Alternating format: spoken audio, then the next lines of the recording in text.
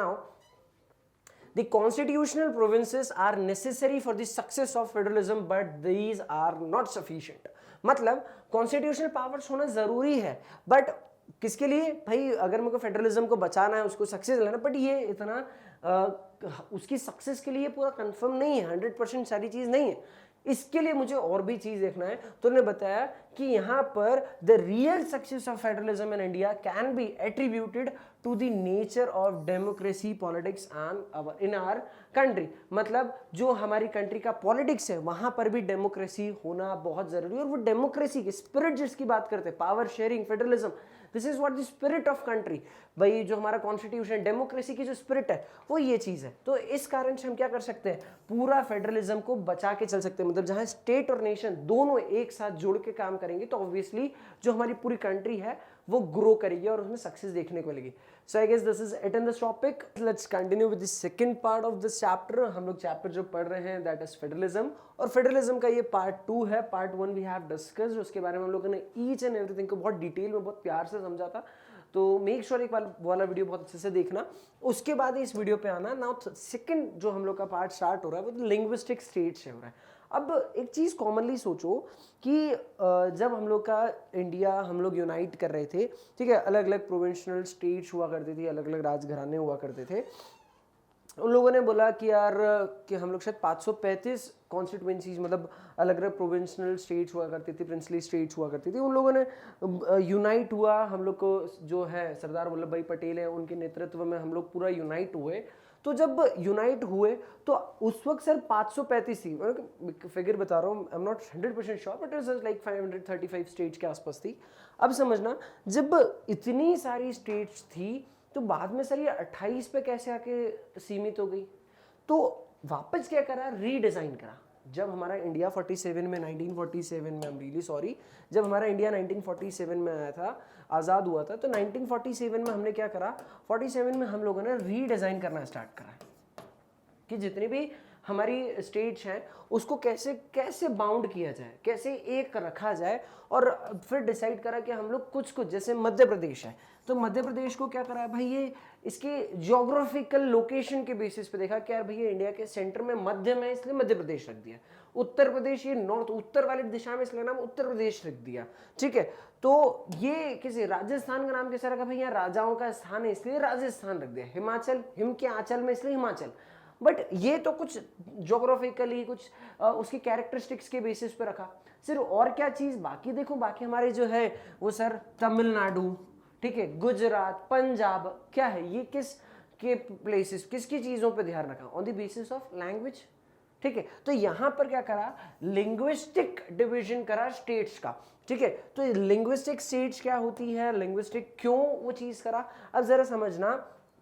देखो, the creation of linguistic states was the very first and a major test for a democratic politics in our country, ठीक है। सबसे पहला और major जो टेस्ट हुआ था डेमोक्रेसी का, वो हम लोगों ने देखा इन 47 the boundaries of several old states of India were changed in order to create new states। आगे बढ़ते हैं। This was done to ensure that people who spoke the same language lived in the same state, ठीक है। जो लोग same भाषा बोलते हैं उनको आप सेम स्टेट के अंदर रखो, ठीक है। जैसे फॉर एग्जांपल बंगाल, तो जो लोग बंगाली बोलते हैं उनको आपने बंगाल में रख दिया, मतलब वेस्ट बंगाल के अंदर रखा। जो उड़ीसी बोलते हैं तो उनको, जो उड़िया लैंग्वेज में बोलते हैं उनको उड़ीसा के अंदर रख दिया। तो ऑन द बेसिस ऑफ क्या करा आपने, लैंग्वेज आपने उनको क्या करा, रखा, जिससे आपने ये इंश्योर करा कि जो यूनिटी है, जो आपकी जो एक पर्टिकुलर स्ट्रेंथ है उसके अंदर आपको वो यूनिटी देखने को मिले। आपने बताया मतलब जो स्टेट के अंदर आपको वो यूनिटी देखने को मिले। when the demand for the formation of states on the basis of language was raised, some national leaders feared that it would lead to the disintegration of the country। कुछ national leaders ने ऐसा सोचा कि अगर भाई linguistic आपने division कर दिया, जैसे हम लोगों ने देखा था श्रीलंका के अंदर, तो वहां पर उन्होंने क्या करा, मेजॉरिटेरियनिज्म को रखा, और वहां पर जो सिन्हाला स्पीकिंग लैंग्वेज जो लोग थे उनके बेसिस पे आपने वहां पर क्या करा, वहां पर सारी चीज डिसाइड करी। तो उन्होंने बोला कि अगर हम लोग लैंग्वेज के बेसिस पे अगर अलग अलग कर देते हैं तो कहीं ऐसा ना हो कि हम लोग को कॉन्फ्लिक्ट देखने को मिल जाए लैंग्वेज के। हम जो यूनिटी की बात कर रहे हैं वो यूनिटी ऐसा तो नहीं हो कि वो यूनिटी हम लोग को देख ही नहीं पाए।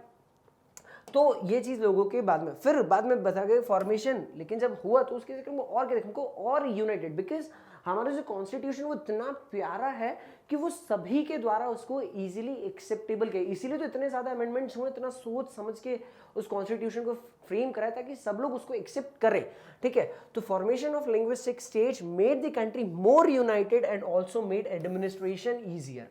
अब सर ये चीज तो मुझे समझ में आ गई कि लिंग्विस्टिक स्टेज बनाने से कंट्री, जैसा लोगों को लग रहा था नेशनल लीडर्स को कि ये डिसइंटीग्रेट करेगा इकोनॉमी को, कंट्री को, बट वो नहीं, उल्टा कंट्री ज्यादा यूनाइटेड हो गई। ये तो मेरे को बहुत अच्छे से समझ में आ गया पार्टी की, इससे एडमिनिस्ट्रेशन ईजी कैसे हो गया। फॉर एन एग्जाम्पल समझो कि जैसे मैं किसी एक पर्टिकुलर लैंग्वेज की, जैसे गुजरात की बात करता हूँ, तो वहाँ पर गुजराती बोली जाती है, तो वहाँ पर जितने ऑफिशियल वर्क होते हैं वो गुजराती में किए जाते हैं, ठीक है। तो उससे क्या हुआ, उनका एडमिनिस्ट्रेशन सिंपल हो गया, क्योंकि सेम लैंग्वेज। भाई अब एक बात समझना, बहुत कॉमन चीज़ समझना, हम लोग ये चीज़ हम लोग इंडिया में मत समझो। अगर हम लोग मान लो यूएस गए, ठीक है, तो अगर मैं यूएस गया और यहाँ पर मैं हिंदी बोल रहा हूँ, ठीक है, मुझे कोई इंडिया से, मैं वहाँ यूएस गया और वहाँ पर कोई मुझे इंडियन मिल जाता है जिसको हिंदी आती है, तो हमको कितना अपनत्व लगता है, भाईचारा। भले ही मैं इंदौर में रहता हूँ, वो मुझे महाराष्ट्र का मिल जाए, मुंबई का मिल जाए, ठीक है, लेकिन कितना अटैचमेंट देखने को मिलेगा भाई, वो मुझे कहीं और किसी शिलोंग का मिल जाए, लेकिन स्टिल अटैचमेंट रहेगा, फील करके वी आर इंडियंस, हम लोग को कितना प्राउडली हम लोग कितने कनेक्ट रह पाएंगे। तो यही चीज़ उन्होंने बताया कि इससे जब हम जो लोग की सेम लैंग्वेज में जब कम्युनिकेशन होता है तो उससे काम बहुत अच्छे से होने लग जाते हैं, ठीक है, एक कॉमननेस फील करते हैं हम लोग। तो इसीलिए उन्होंने बताया कि उससे एडमिनिस्ट्रेशन भी बहुत ईजी होने लगा, ठीक है। तो लैंग्वेज पॉलिसी की थी जो अब पहला पार्ट हम लोग बताया कि हमको लिंग्विस्टिक डिवीजन करना है स्टेट्स का। दूसरे नंबर पे बताया कि हम लोगों को second test for the Indian federation is a language policy. Language policy यानी जैसे श्रीलंका में क्या करा था, सिन्हाला लैंग्वेज को उन्होंने ऑफिशियल लैंग्वेज बना दिया था, ऐसे इंडिया के अंदर भाई हम लोग एक चीज याद रखना कि इंडिया में कोई भी लैंग्वेज ऑफिशियल लैंग्वेज नहीं है, ठीक है। सारी language, all languages are equally important, they all are same, उनको इक्वल माना गया है। तो चीज बताना, our constitution did not give the status of national language to any one language. किसी भी एक लैंग्वेज को हम लोगों के कॉन्स्टिट्यूशन ने क्या नहीं दिया है, सबसे इंपॉर्टेंट वाला पार्ट कि सर उसको नेशनल लैंग्वेज का दर्जा या ऑफिशियल लैंग्वेज का दर्जा नहीं दिया है। हिंदी देखो यहां पर बताया कि पहले Hindi was identified as the official language, ठीक है, जितने भी ऑफिशियल वर्क होंगे वो हिंदी में होंगे। According to constitution the use of English for the official purposes was stop in 65। 1965 के अंदर जितने भी पहले सारे काम क्या होते थे, इंग्लिश के अंदर होते थे। तो उन्होंने बताया कि कॉन्स्टिट्यूशन के सारे, एक चीज नोटिस करना, मैं तुम लोग को यहाँ पर फोटोग्राफ नहीं दिखा पा रहा हूँ, लेकिन पहले क्या होता था, जब जो भी कोई उन्हें मान लो अगर प्राइम मिनिस्टर है तो कोई भी प्राइम मिनिस्टर को कोई नोटिस देना रहता था, तो वो नोटिस में सबसे पहले हमको पता है ना, नोटिस में तुम लोग डेट लिखते हो, तो वो डेट पहले क्या होती थी, डेट लिखी जाती थी और बाकायदा इंग्लिश के अंदर, मतलब जैसे 10 अक्टूबर है, मान लो 10 अक्टूबर 2010 है, तो वो इस तरीके से लिखी जाती थी। बट नाउ डेज अब क्या होता है, अब लिखा जाता है दिनांक, ठीक है। तो प्रॉपर मतलब ये कितना, ये समझो कि हम लोगों ने अपनी लैंग्वेज को कितना इंपॉर्टेंस दिया, प्रॉपर दिनांक लिखी जाती है। और अभी हम लोग को ये भी लिखा जाता है कि भाई ये विक्रम संवत कौन सा है, जो हमारा ट्रेडिशनल, ठीक है, जो सिस्टम होता है कि भाई ये विक्रम संवत ये वाला है इसके अंदर, तो वो प्रॉपर डिटेल्स इसके अंदर। तो ये बहुत अच्छी चीज़ है, जैसे अपार्ट फ्रॉम योर नॉलेज, तो मतलब अपार्ट फ्रॉम योर ये दस करिकुलर नॉलेज, हम लोग को दूसरी चीज़ें भी पता होना चाहिए। तो उन्होंने ये चीज़ बताया कि हमारी लैंग्वेज जो पहले इंग्लिश को इतना इंपॉर्टेंस दिया जाता था, अब उसको हटा के हम लोगों ने हिंदी को इंपॉर्टेंस देना स्टार्ट करा। और उन्होंने ये भी चीज़ बताया, the central government responded by agreeing to continue use of English along with Hindi for the official purposes. यानी अब ऑफिशियल पार्ट में मैं इंग्लिश को भी यूज कर सकता हूँ एज वेल एज हिंदी को भी यूज कर सकता हूँ सेंट्रल लेवल पे, ठीक है। I am talking about the central government, ठीक है। इसके बाद अगर मैं स्टेट की बात करता हूं, उन्होंने बताया देखो, promotion does not mean that the central government can impose Hindi on states.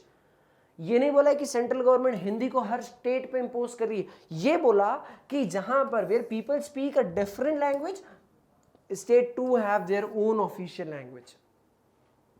Gujarat तो वहां की official language Gujarati, Punjab official language Punjabi.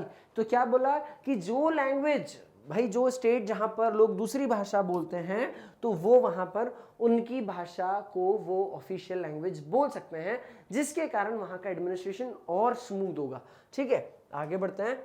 Central state relation. Now what is central state relation? अगर सेंट्रल और स्टेट का रिलेशन बहुत फेवरेबल होता है, अगर फेवरेबल रिलेशन देखने को मिलेगा तो क्या होगा?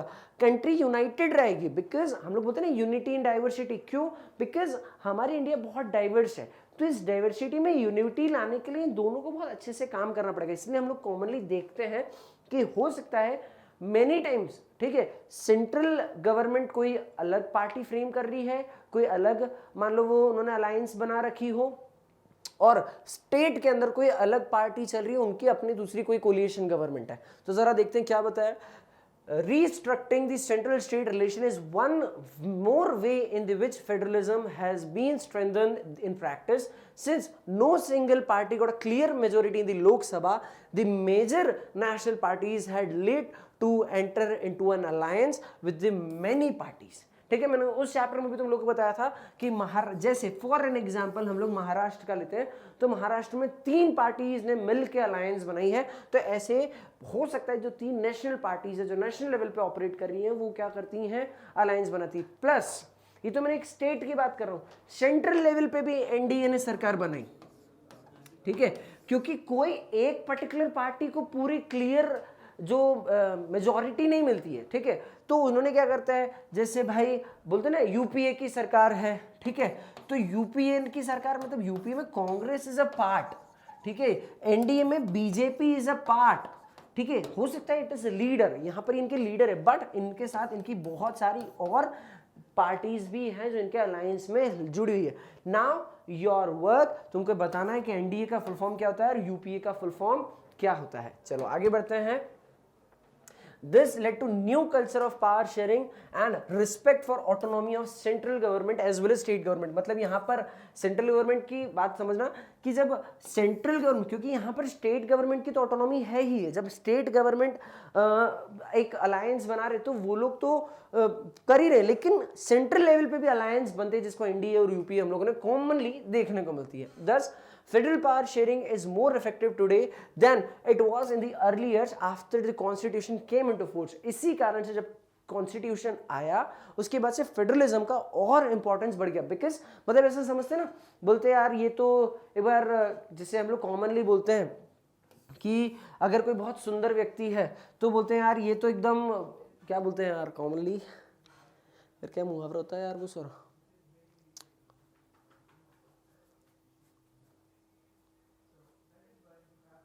चांद पे तारा क्या रहता है यार, एक खूबसूरती को बताने के लिए क्या रहता है? आंखों का तारा भी नहीं, क्या होता है यार वो, तो सोने पे सुहागा नहीं, ये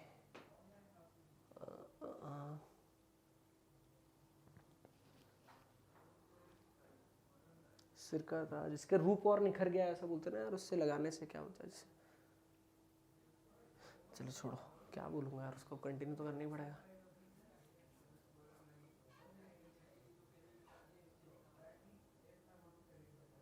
चलो ठीक है, मर रहा हूँ भाई साहब, जो भी एडिटिंग कर रहे हो इसके बाद से ऐड करना। तो जैसे हम लोग कॉमनली देखते हैं कि बोलते हैं ना कि यार जैसे कोई मान लो कोई लड़की है और वो ब्यूटीफुल साड़ी, मतलब साड़ी पहने हुए है, क्या रूप निखर जाता है उसका, मतलब बहुत सुंदर दिखने लगती है, जैसे आंखों में काजल लगा रहे तो कितनी सुंदर दिखने लग जाती है, तो उसी की उसकी सौंदर्यता बढ़ गई। तो वही पार्ट उन्होंने बताया कि जब कॉन्स्टिट्यूशन है पर फेडरलिज्म आने के चक्कर में कॉन्स्टिट्यूशन की सुंदरता और निखर गई, मतलब उसका जो ऑपरेशन है वो और बहुत अच्छे से काम करने लगा, मतलब वो ज्यादा इफेक्टिवली वर्क करने लगा। Now the decentralisation in India, बात समझना, डिसेंट्रलाइजेशन को समझने के लिए सेंट्रलाइजेशन समझना भी जरूरी है। Centralisation versus decentralisation. Now 2 part समझना। सेंट्रलाइजेशन मतलब सारी जो पावर्स हैं वो किसी सेंट्रल अथॉरिटी, मतलब जो किसी एक व्यक्ति के हाथ में, ठीक है, for an example central government के पास सारी पावर्स, उसको बोला सेंट्रलाइजेशन। डिसेंट्रलाइजेशन यानी सेंट्रल गवर्नमेंट ने अपनी पावर्स एक हाथ में ना रखते हुए जो पावर है वो डिफरेंट डिफरेंट हैंड्स में डी बांट दी, इसको बोला डिसेंट्रलाइजेशन। मैंने अपनी पावर दूसरे दूसरे लेवल्स पे बांटना, उसको बोला simple decentralisation. Federal power sharing in India needs another tier of government, this resulted in the third tier of government called local government. अभी तक हम लोगों ने दो पार्ट्स पढ़े, which is central government, state government. अब स्टेट गवर्नमेंट ने भी क्या करा, अपनी पावर्स को और नीचे बांटी, किसको बांटी, लोकल गवर्नमेंट के फॉर्मेट में थर्ड, जिसको हम लोग कॉमनली बोलते हैं जैसे डिस्ट्रिक्ट लेवल पे जो ऑपरेट कर रही है या जो रीजनल लेवल पे ऑपरेट कर रही है, ठीक है, जैसे गांवों के अंदर जो काम करती है। तो उसके कारण क्या हुआ, ये जो पावर है वो सेंट्रल गवर्नमेंट से निकल के, पहले हमने पावर्स निकाल के सेंट्रल से स्टेट को दी, स्टेट से निकाल के हम लोग किसको दे रहे हैं, मतलब और थोड़ा सा थर्ड लेवल पे जा रहे हैं, उसको बोला हम लोगों ने डिसेंट्रलाइजेशन। अब major step toward decentralisation was taken in 1992 में एक मेजर स्टेप लिया गया डिसेंट्रलाइजेशन के लिए।